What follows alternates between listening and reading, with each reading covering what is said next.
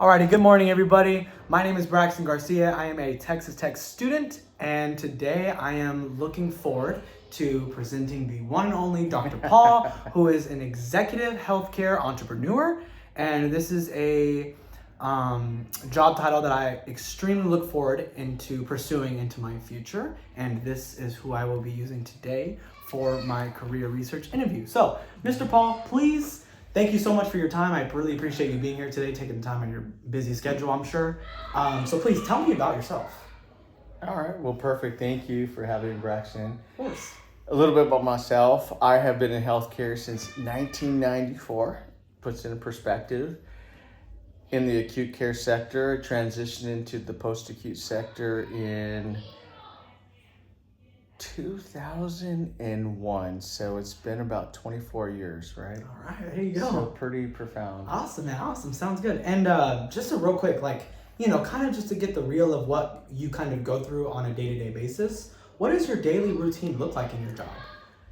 Certainly. So as a advanced nurse practitioner, so a doctorate of advanced nursing practice in adult geriatrics, board certified, part of my day as it exists in the corporate world is to identify opportunities to deliver healthcare at a high level. Awesome. System analysis, data interpretation, and then system implementation. Cool. Sounds great, man. And what exactly do you love about your job? That's a great question. Thank you, Braxton. What do I like about the job or love about the job is ultimately we're dealing with a vulnerable population, and when you get an opportunity to give yourself or you have an opportunity to give unto others, when you impact them in a positive way, that's what I love about my job, and I have that opportunity. And then for the opposite, actually, what do you least enjoy about your job? The least element that I not despise but dislike certainly is the post-acute sector has a very bad misnomer. And what does that simply mean is that post-acute care sector is always being over-scrutinized and not appreciated for the work that they do. Yeah. Cool. And kind of to start on the beginning of your whole journey throughout this, medical care executive, how exactly did you get to where you are now?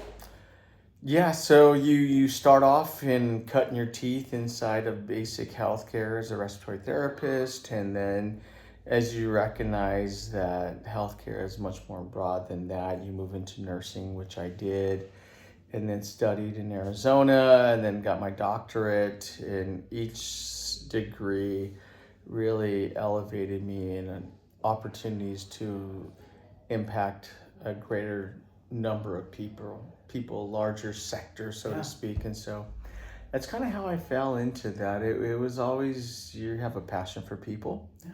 And when you find that, you get to move in that sector. I would tell you this, Braxton, is that I don't necessarily work. This is my passion. Right. And so it's not necessarily a job, it's a journey. Yeah. And then I get to positively impact not only patients and providers and insurers, but also communities at large, right? People, our staff. So it's a big opportunity. Absolutely. And speaking of the whole journey aspect of it, what advice would you exactly give to somebody such as myself who would want such a journey as a healthcare executive / entrepreneur? Don't get lost in the data. I'm a big proponent. Data determines decisions. I live by that, actually. I've designed systems about that. But what I would say is what happens frequently, and I've observed this, is people start to analyze data and they get paralysis by analysis, meaning they are so inhibited by the data and it doesn't execute or roll out and share what their anticipated results are, and so they stop or they're feared and fail to start to move forward. And so paralysis by analysis, put one foot in front of the other, go, and you be nimble. Absolutely.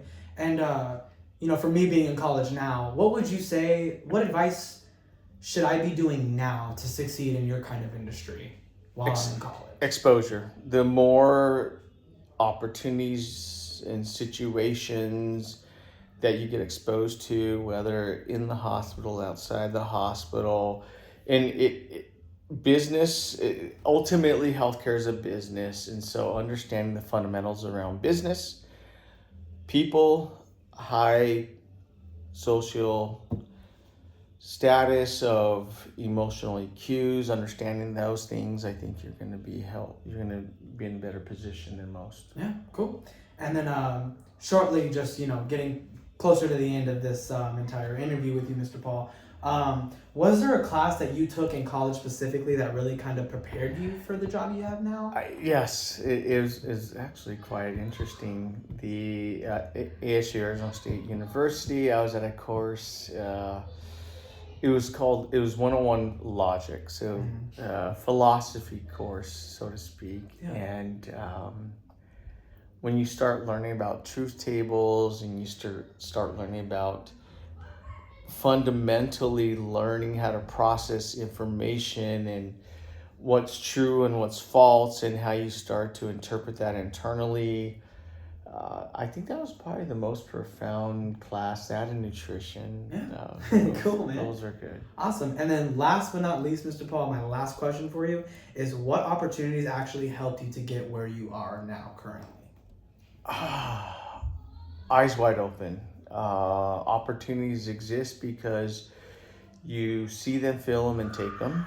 A lot of people tend to be fearful or don't recognize an opportunity. You don't have to be successful every time, but you have to be doing something. You have to work towards something. And I would tell you that there's a lot of learning curves, learning moments in which I had to great mentors, great individuals who taught me the way. Awesome. And that's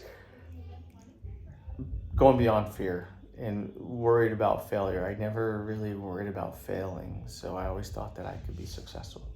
Oh, I think that does it all for me, Mr. Paul. Again, I appreciate you so much for taking the time out of your busy schedule to come here today and to take, just kind of give not only just me, but everyone else watching some great advice about, the potential they have or what they're, opening their eyes, tend to what they're blind to, whatever it is that they may not be seeing.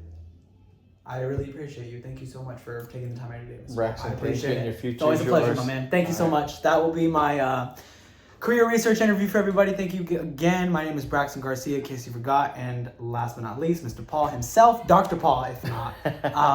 It's always a pleasure. Thank you guys so much.